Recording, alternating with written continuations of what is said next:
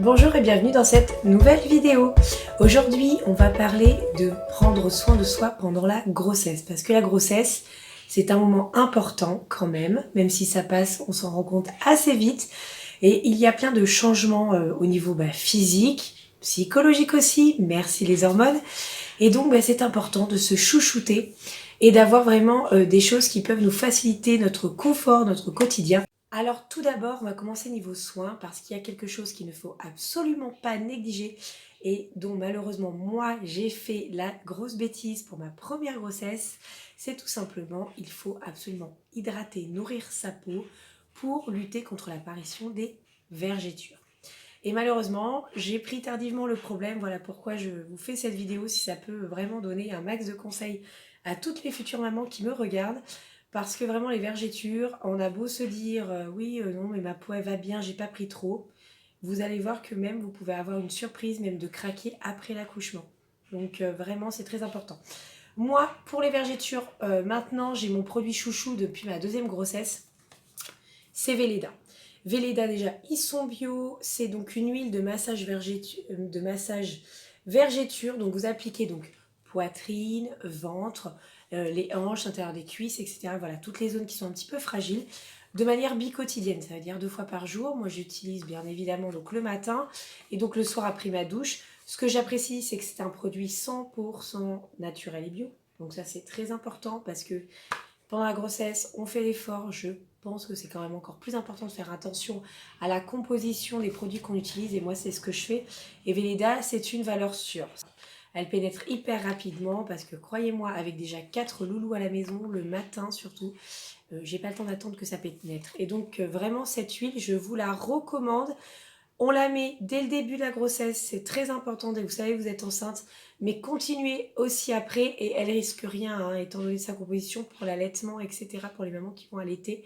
Bien au contraire, vous continuez à en appliquer vraiment donc la poitrine en évitant le mamelon, bien évidemment, mais après toutes les zones, voilà, le ventre, les cuisses, les hanches, c'est vraiment très très important parce que comme je vous dis, après avec le relâchement de la peau, on peut avoir aussi certaines surprises. Également, les premiers mois de grossesse sont très compliqués, surtout parce qu'ils se en fait, caractérisent par une grosse fatigue. Celles qui sont déjà passées par là, donc moi ça va, je suis au 6e mois maintenant, donc c'est un peu plus facile on va dire. Mais les premiers mois, on est vraiment très affaibli, c'est normal. Notre corps met tout en œuvre pour fabriquer notre bébé. Et le souci, c'est qu'on a souvent des coups de mou et on peut faire des anémies. Alors moi, pour m'aider au quotidien, même si vous allez voir que votre gynécologue ou votre sage-femme va vous prescrire déjà quelques vitamines ou de l'acide folique, il m'a été vraiment recommandé des compléments alimentaires et que j'ai utilisé en fait dès mon premier enfant. Pour cette 5e grossesse, je l'utilise encore.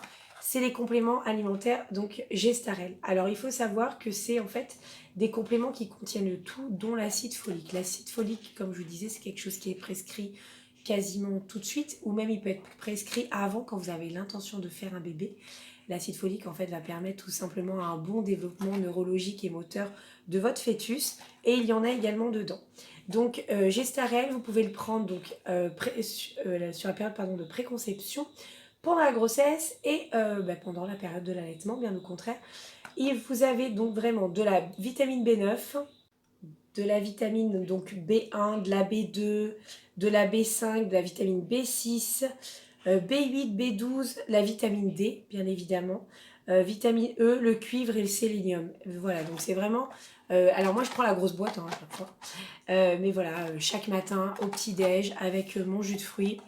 Et ça, franchement, ça m'aide pas mal. Et ce qui est bien, c'est que voilà, même si, attention, ça ne se substitue pas à une alimentation bien évidemment équilibrée, mais franchement, on se sent un peu moins, on va dire, un peu cassé, parce que c'est vrai que c'est toujours un petit peu dur, surtout les 3 premiers mois.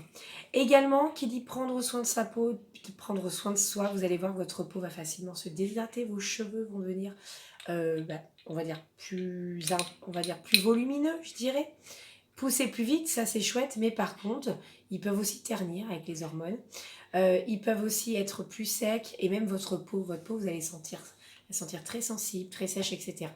Et moi, je vous conseille toujours, c'est d'avoir une gourde sur vous. Donc, désolée, vous allez rigoler, celles qui vont voir cette vidéo, parce que la mienne est au lave-vaisselle. Mais voilà, c'est le type de gourde qu'on a tous dans la maison. Donc ça, c'est la gourde de mon fils. En fait, je voulais vous les montrer parce qu'elles sont personnalisables. C'est une créatrice, Elodie, donc LKTKT Sublime, qui crée des gourdes en fait personnalisées. Donc je vous montre juste. Donc ça, c'est celle de mon fils Eddie qui est un fan de Minecraft. Donc du coup, elle lui a fait Minecraft. Voilà, c'est la création française. Bien évidemment, il faut avoir une gourde sur soi ou une bouteille d'eau, mais celles qui me suivent sur Instagram, vous savez que j'essaie de supprimer un maximum le plastique. Et c'est vrai que au moins, j'ai envie de vous dire, avoir une gourde, toujours de l'eau sur soi. Et vous, vraiment, vous buvez 1,5 litre, 3 litres par jour. C'est vraiment important pour vous, pour votre bébé, pour votre peau. Également un indispensable confort, mais je reviendrai après où je ferai une petite vidéo un petit peu comment s'habiller pendant la grossesse, etc. Parce que des fois on galère. Et puis on se rend compte que des fois il y a des magasins de prêt-à-porter qui veulent pas forcément nous mettre en valeur, hein. C'est un petit peu triste, etc. Mais il y a des vêtements qui sont imparables et qui, je pense, voilà, nous apportent un tel confort, un tel bien-être pendant notre grossesse que pour moi, c'est devenu indispensable, c'est le legging. Alors le legging, vous avez bien sûr le legging de maternité. Vous avez un bandeau qui vous maintient. C'est vraiment très agréable. Vous pouvez vous mettre ça sous une tunique, une petite robe par-dessus. Mais au moins, voilà, vous avez vraiment le confort. Je trouve ça un peu plus glam, si je puis dire, que le jogging. Quand qu'à la fin, on n'y échappe pas au 8-9e mois, on est au bout de sa vie, j'ai envie de vous dire. Donc du coup, on craquera pour le jogging, mais voilà, pour aller travailler, pour se sentir bien quand même féminine, hein, il ne faut pas non plus s'oublier parce qu'on est enceinte, bien au contraire. Et bien ça, le legging, vraiment, je vous conseille au moins d'en avoir toujours 2 dans votre armoire parce que vraiment, c'est pour moi un indispensable dans l'armoire. Vraiment, moi, je ne peux pas m'en passer.